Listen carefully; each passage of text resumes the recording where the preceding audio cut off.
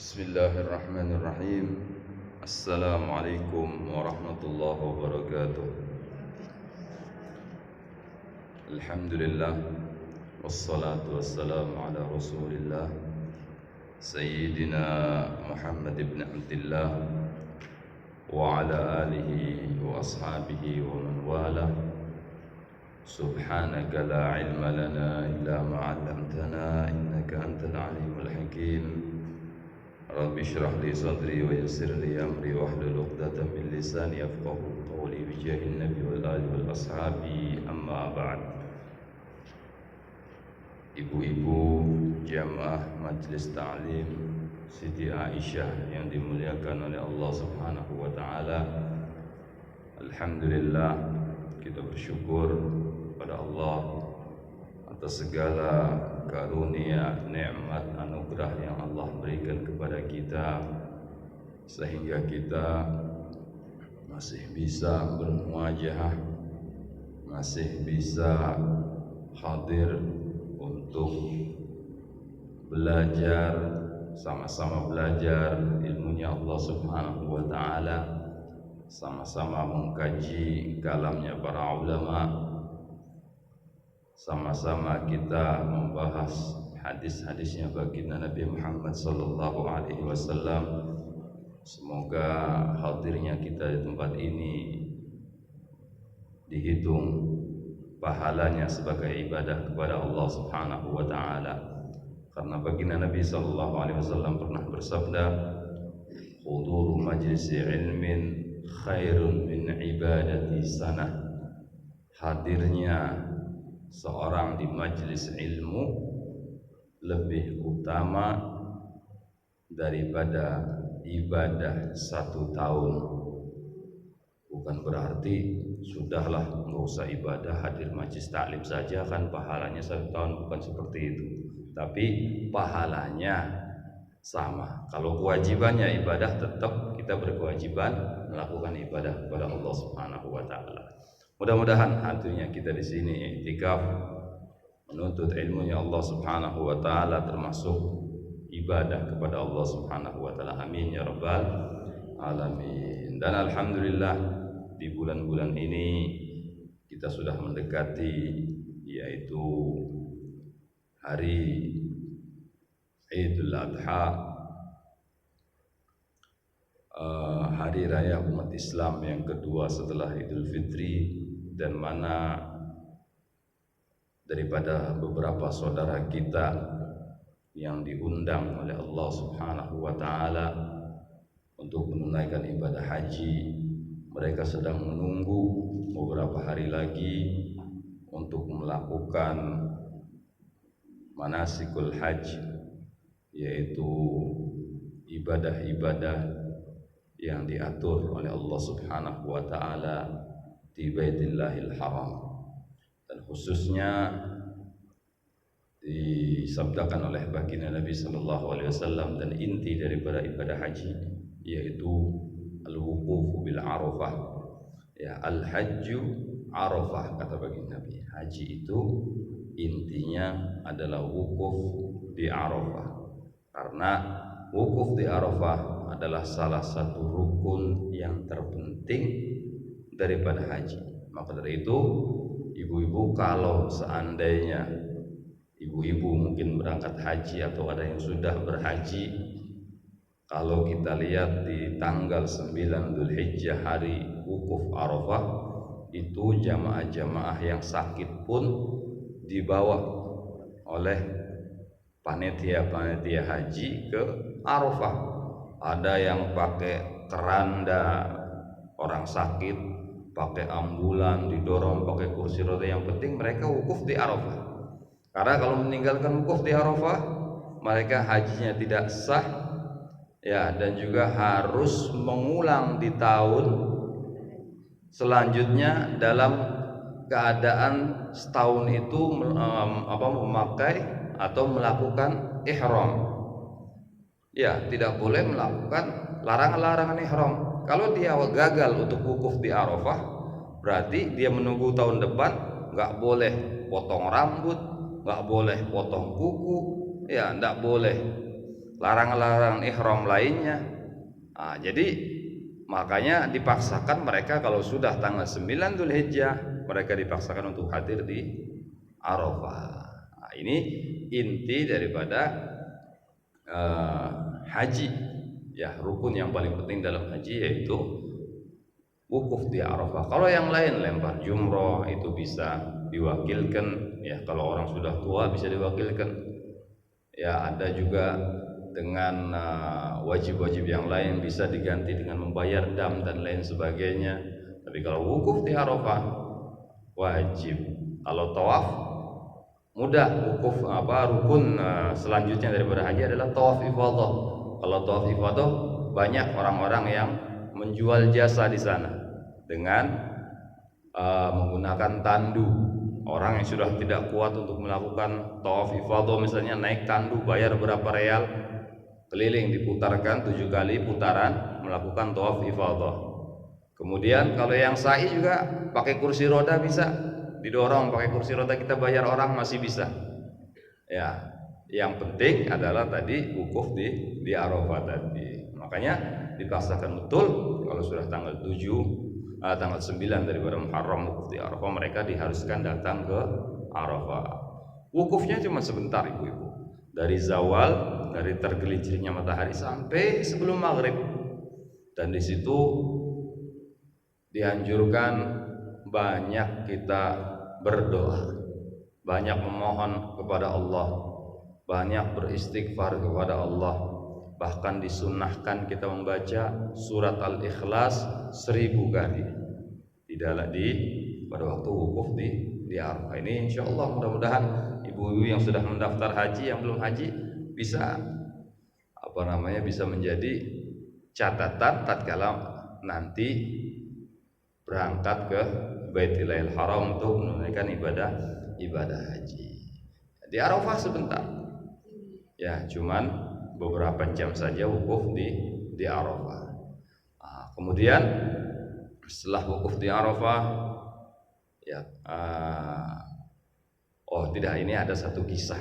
Ini ada satu kisah di zaman tabi'in, ya, di zaman tabi'in atau tabi'in ada seorang soleh, beliau ini berhaji. Yang hadir waktu tahun itu yang berhaji sekitar 70.000 orang haji mereka. Kemudian tatkala wukuf di Arafah, orang soleh ini bermimpi bertemu dengan malaikat Jibril alaihissalam. Kemudian kata malaikat Jibril, wahai hamba Allah, ketahuilah semua yang hadir yang melakukan ibadah haji tahun ini yang jumlahnya 70.000 orang, yang Allah terima hanya 7 orang saja. 7 orang yang diterima oleh Allah Subhanahu wa taala hajinya, yang niatnya betul-betul ikhlas, yang niatnya betul-betul ibadah kepada Allah Subhanahu wa taala. Ya, bukan seperti kita orang Indonesia ini, masya Allah, niatnya haji, tapi sebaliknya habis itu belanja. Betul Bu? Nah, itu biasanya kalau berangkat bawa 1 koper, pulangnya bawa 3 koper, beranak kopernya kalau sudah berangkat haji ini. Nah, begitu. Jadi 7 orang saja yang diterima hajinya oleh Allah Subhanahu wa taala. Akhirnya orang itu bangun dan menangis. Menangis, ya Allah, apakah 7 orang itu termasuk saya ataukah bukan? Dia bilang, padahal dia orang soleh. Mudah-mudahan ya Allah semuanya diterima hajinya olehmu ya Allah. Setelah itu dia lanjutkan wukuf di Arafah, dia lanjutkan mabit di Mina, ya, menginap di Mina. Di Mina bermimpi lagi berjumpa dengan malaikat Jibril alaihissalam. Kata malaikat Jibril, wahai hamba Allah, dari 70 orang tadi yang hanya diterima 7 orang hajinya oleh Allah Subhanahu wa taala, setiap orang memberikan syafaat untuk 10.000 orang. Jadi tahun ini semua orang yang berhaji diterima oleh Allah Subhanahu wa taala. Dia bangun langsung sujud syukur, meminta bersyukur kepada Allah Subhanahu wa taala karena semua yang berhaji tahun itu diterima oleh Allah Subhanahu wa taala berkat 7 orang yang diterima hajinya oleh Allah Subhanahu wa taala. Nah, ini haji. Jadi memang betul-betul niatnya harus betul-betul ikhlas melakukan ibadah kepada Allah Subhanahu wa taala. Ada orang haji niatnya jalan-jalan, ya. Ada niatnya bukan ibadah kepada Allah. Ada niatnya untuk menaikkan derajatnya di masyarakat sehingga pulang dari haji enggak dipanggil Bu Haji, enggak nengok. Betul, Bu? Ada yang begitu? Ada. Haji mahal-mahal enggak dipanggil haji katanya. Ya. Kalau Habib enak. Haji enggak haji tetap Habib. Ya, enggak dipakai Haji Habib enggak pakai. Tetap Habibnya yang dipanggil. Ya, kalau kiai ada kiai haji kalau sudah haji. Ustadz haji. Kalau Habib tetap Habibnya, hajinya nggak dipakai. Nah itu bedanya ya, kita masyarakat Indonesia ini ya kadang harus betul-betul yang menunaikan ibadah haji atau umrah harus betul-betul niatnya murni untuk ibadah kepada Allah Subhanahu wa taala. Dan orang-orang yang sudah mampu untuk melakukan ibadah haji tapi dia tidak melakukan ibadah haji tersebut, kata baginda Nabi, terserah mau milih mati dalam keadaan Yahudi ataukah dalam keadaan Nasrani, kata baginda Nabi. Kalau orang yang sudah mampu untuk melakukan haji tidak berangkat haji. Dan haji ataupun umrah hakikatnya itu adalah undangan dari Allah Subhanahu wa taala. Jadi orang-orang yang berangkat haji, orang-orang yang berangkat umrah itu memenuhi undangan Allah melalui lisannya Nabi Allah Ibrahim alaihissalam. Jadi ceritanya, kisahnya dulu Nabi Allah Ibrahim alaihissalam tatkala beliau tinggal di negeri Syam, di Palestina dan sekitarnya, Palestina, Yordania, Libanon, itu termasuk negeri Syam. Nabi Ibrahim tinggal di situ bersama istrinya Sarah. Ya, istri Nabi Ibrahim, Siti Sarah, istri pertamanya. Lama berpuluh-puluh tahun Nabi Ibrahim tidak dikaruniai anak oleh Allah Subhanahu wa taala. Kemudian Nabi Allah Ibrahim datang dengan Siti Sarah ini ke satu kampung, ke satu kota lah, ke satu kota, berjumpa dengan pimpinan kota tersebut. Pimpinan kota ini senang dengan dakwahnya Nabi Allah Ibrahim alaihissalam. Kemudian Nabi Ibrahim diberi hadiah. Hadiahnya seorang budak perempuan yang namanya Hajar. Ya. Balik Nabi Allah Ibrahim bersama Siti Sarah ke negeri Syam dengan membawa budaknya yang bernama Hajar tadi. Setelah balik, Hajar diperintah untuk membantu istrinya Sarah ya mengurusi urusan dapur, ngupas bawang, apalagi urusan dapur ini, masak daging dan lain sebagainya. Ini urusannya ya pembantu. Kemudian lama-lama Siti Sarah berpikir, saya ini sudah nikah lama dengan suami saya Ibrahim, tapi masih belum punya anak. Barangkali ya suami saya ini kalau nikah dengan perempuan lain, dia akan cepat dikaruniai anak oleh Allah Subhanahu wa taala. Akhirnya Sarah bilang kepada Nabi Allah Ibrahim, wahai suamiku, nikahilah Hajar, semoga dengan engkau menikah dengan Hajar, engkau dikaruniai anak oleh Allah Subhanahu wa taala. Kemudian menikahlah Nabi Allah Ibrahim dengan Siti Hajar. Itu Siti Sarah ya menyuruh kepada suaminya untuk menikah dengan Siti Hajar. Kalau Sarah sekarang ada yang begitu, Bu? Enggak ada kayaknya. Ya, kayaknya enggak ada Sarah-Sarah zaman sekarang. Itu Siti Sarah, istri Nabi Allah Ibrahim alaihissalam, menyuruh suaminya untuk menikahi Hajar karena memang Hajar membantu bertahun-tahun di rumah Nabi Allah Ibrahim dan dilihat dia ini adalah seorang perempuan yang baik, perempuan yang salehah. Kemudian subhanallah, setelah menikah Nabi Allah Ibrahim dengan Siti Hajar hamil. Enggak lama kemudian Siti Sarah pun hamil, sama-sama hamil. Sama-sama dikaruniai anak oleh Allah Subhanahu wa taala.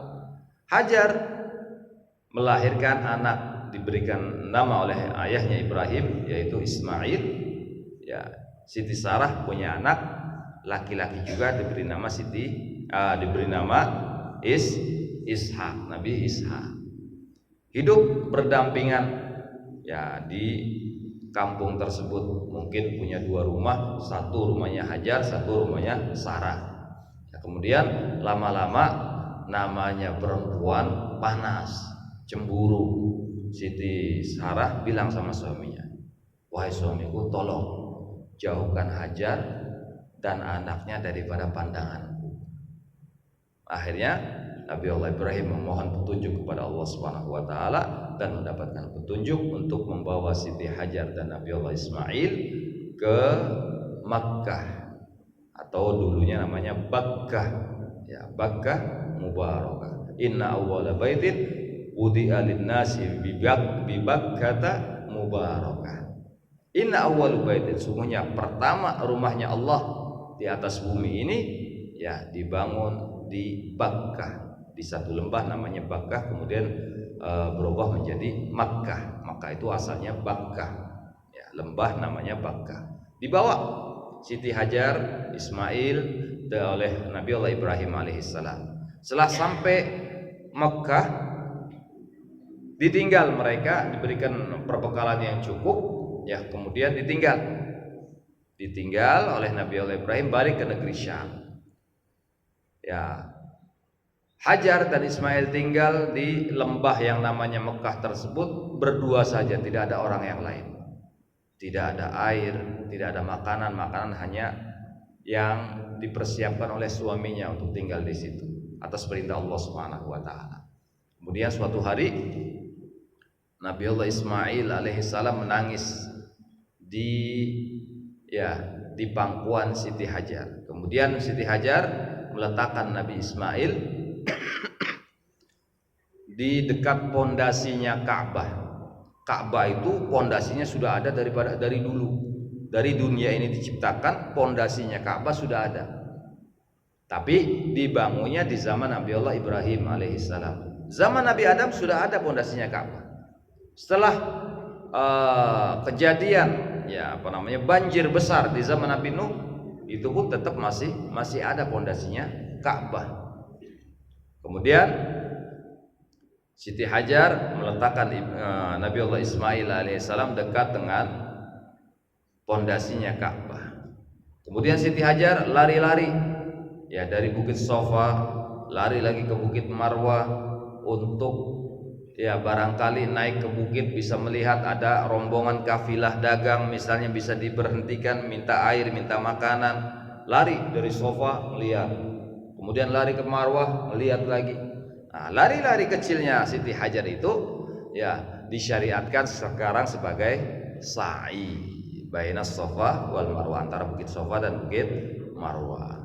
Setelah capek Siti Hajar 7 kali ya lari-lari nyari makanan, nyari minuman, ya melihat barangkali ada rombongan yang datang. Akhirnya beliau istirahat, tahu-tahu mendengar suara dentuman yang keras seperti suara bom. Kalau zaman sekarang mungkin suara bom. Kemudian takut Siti Hajar menghampiri anaknya Ismail. Dilihat Nabi Ismail tidak apa-apa. Ternyata Nabi Ismail sedang menggores-gores kakinya dan di situ keluar air. Kemudian diangkat Ismail, ya, kemudian airnya itu dibendung oleh Siti Hajar dengan menyebut Zam-zam. Zam-zam artinya kumpul wahai air. Nah, makanya air yang keluar daripada kaki Nabi Allah Ismail tadi, di bawah tanah di bawah kakinya Nabi Allah Ismail, disebut air Zam-zam yang tidak akan habis sumbernya sampai hari kiamat. Bahkan kata Habib Umar bin Hafid di Syekh Bakar bin Salim, kalau seandainya Siti Hajar itu tidak menampung air tersebut, ya tidak membuat membuat tanah di sekelilingnya, ya biar air itu berkumpul, maka niscaya Mekah itu menjadi danau, menjadi danau daripada sumur Zam-zam, karena airnya terus tidak pernah putus.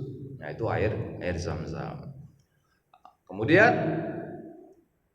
Setelah mendapatkan air Zam-Zam, minum ya air susu daripada Siti Hajar, keluar lagi untuk menyusui Nabi Allah Ismail alaihissalam. Kemudian beberapa tahun setelah itu ada rombongan daripada suku Jurhum, ya suku Arab namanya suku Jurhum, melihat kok banyak burung, mereka lagi cari air, kok daerah situ banyak burung, berarti menandakan kalau di Arab itu kalau di satu daerah banyak burung berarti situ ada sumber air. Burung biasa minum air dari situ. Akhirnya didekati, ternyata betul ada sumur Zam-Zam di situ. Akhirnya ketua mereka, kepala suku mereka meminta izin kepada Siti Hajar untuk tinggal berdampingan bersama Siti Hajar dan Nabi Allah Ismail alaihissalam. Akhirnya mereka tinggal bikin kampung di situ. Suku Jurhum bikin kampung. Nabi Ismail ya besar, tumbuh besar ya di lingkungan Bani Jurhum, ya suku Jurhum itu. Sampai beberapa tahun sampai dewasa, kemudian Nabi Allah Ibrahim alaihissalam diperintah oleh Allah untuk menjenguk Siti Hajar dan Nabi Ismail. Datang ke Mekah.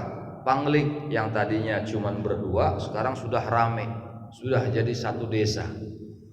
Ditanya mana rumahnya Hajar, mana rumahnya Ismail, ditunjukkan, ya bertemulah.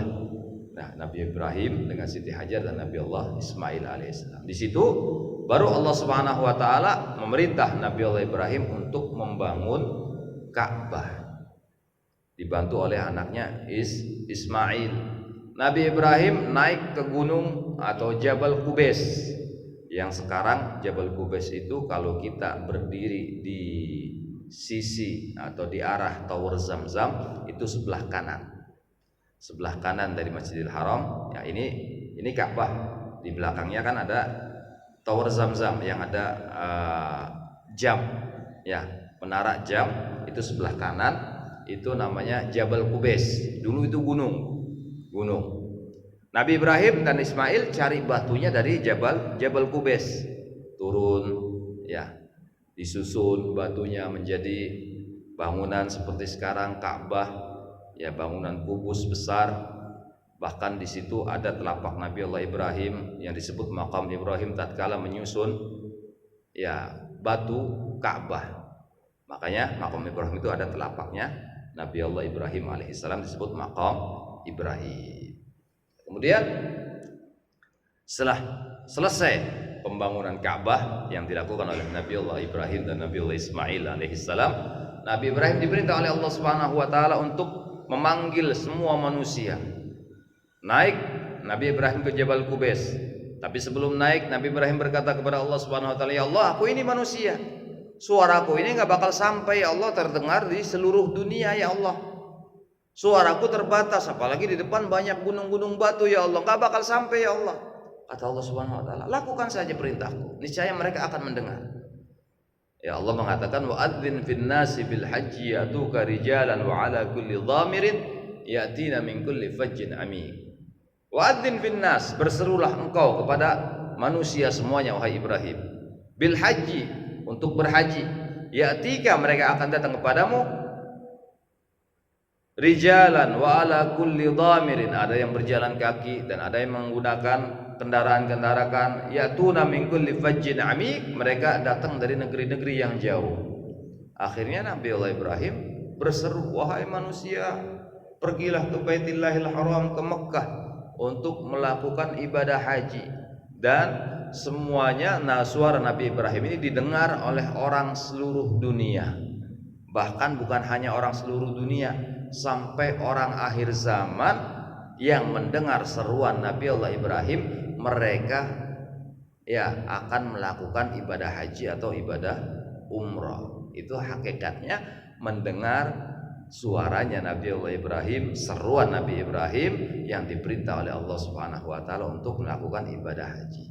Jadi ibadah haji, ibadah umrah itu hakikatnya adalah undangan dari Allah Subhanahu wa taala. Makanya tidak menjamin orang itu kaya, orang itu punya kedudukan tinggi. Kadang dia enggak diberi kesempatan oleh Allah Subhanahu wa taala untuk berhaji, untuk berumrah, tidak diberikan kesempatan oleh Allah Subhanahu wa taala, padahal duitnya ada, waktunya cukup. Nah, itulah tidak menjamin. Makanya kalau ada orang kaya, orang yang ya berlebih hartanya, tidak bisa melakukan haji, tidak bisa melakukan umrah, berarti tidak mendengar seruan Nabi Ibrahim alaihissalam, berarti kupingnya bermasalah. Ya Bu, ya kupingnya ada masalahnya itu. Entah ya apa yang nyumpel di kupingnya, ya kita tidak tahu. Ya, mesti diperiksakan. Jadi ibarat haji itu atau umroh itu seperti halnya kita orang sakit juga seperti itu. Kalau orang sakit, ya pergi ke dokter. Daftar apa tidak? Daftar dulu. Kalau nggak daftar, sampai dokternya tutup pun nggak bakal dipanggil, betul nggak? Betul. Ya, jadi daftar dulu ke susternya. Sus, saya mau berobat, daftar sama dokter. Walaupun ya nomornya belakangan, tapi tetap akan dipanggil. Tapi kalau datang ke dokter dia sakit, nggak daftar, sampai dokternya pulang nggak bakal dipanggil. Nah itu hakikatnya orang yang berhaji atau umroh. Daftar dulu, niat dulu. Ya niat dulu. Dan niat itu kata ulama, ya an-niyatu hiya qasdus syai'i muqtarinan bi fi'lihi. Niat itu adalah menuju satu tujuan tapi disertai dengan perbuatan. Niat kita berhaji. Setiap orang muslim harus punya niatan untuk bisa berhaji, untuk menyempurnakan rukun Islam yang kelima. Ya, syahadat sudah dilakukan, sholat sudah dilakukan, zakat sudah dilakukan, puasa sudah dilakukan, haji masih belum dilakukan. Niat dulu. Walaupun kita masih dalam keadaan ya mungkin akal kita tidak bisa tidak bisa mengira-ngira kapan saya akan jadi orang kaya bisa naik haji. Ya, saya masih dalam keadaan miskin, makan saja susah misalnya. Jadi niat dulu, yang penting niat dulu. Niat di dalam hati kita dan realisasikan niat itu dengan perbuatan. Apa perbuatannya? Beli celengan. Ada lebih belanja dari suaminya 100 perak, masukin niat buat haji. Ada lagi nih lebih 1.000 rupiah niat buat haji, masukin ke celengan. Jadi niat dan disertai perbuatan. Insya Allah dengan begitu kita akan dipanggil oleh Allah Subhanahu Wa Taala untuk menunaikan ibadah haji. Seperti orang sakit tadi, daftar dulu, baru akan dipanggil untuk berobat. Nah, daftar dulu. Daftarnya niat dengan celengan tadi. Insya Allah kalau walaupun ekonomi kita tidak mampu misalnya, kalau sudah diundang oleh Allah Subhanahu Wa Taala, tahu-tahu ada orang datang, Ustadz atau Bu, tolong gantikan ya istri saya yang mau haji tapi dia sakit keras gak bisa berangkat, ibu sajalah yang berangkat. Misalnya ada yang demikian. Saya punya guru Al Habib Abu Bakar bin Syekh bin Yahya, beliau demikian.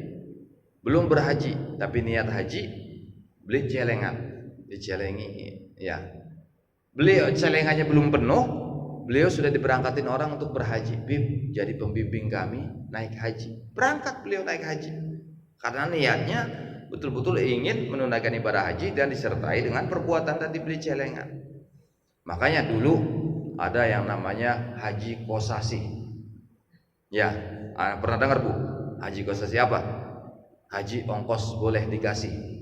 Nah, ada yang begitu. Ada haji abidin, atas biaya dinas. Ya, pegawai pemerintah yang di pekerjaan haji itu haji abidin katanya, kata orang dulu, istilah tahun 80-an itu. Ya, haji abidin atas biaya dinas. Ada haji wahyu. Apa haji wahyu? Sawahe payu. Jual sawah laku. Ini haji wahyu namanya. Jual sawah payu kata orang Jawa, ini bahasa Jawa ya. Payu itu laku. Wahyu ya, jual sawah laku. Kemudian yang penting jangan haji yang keempat, Haji Abdul Rashid. Apa Haji Abdul Rashid? Ini bahasa Jawa, mungkin yang orang Jawa mesti tahu ini. Arab budal ora sido, mau berangkat gak jadi katanya. Ini Haji Abdul Rosyid. Jangan sampai jadi Haji Abdul Rosyid. Nggak apa-apa, diberangkatin orang. Yang penting kita berangkat memenuhi undangannya Allah Subhanahu wa taala untuk berhaji.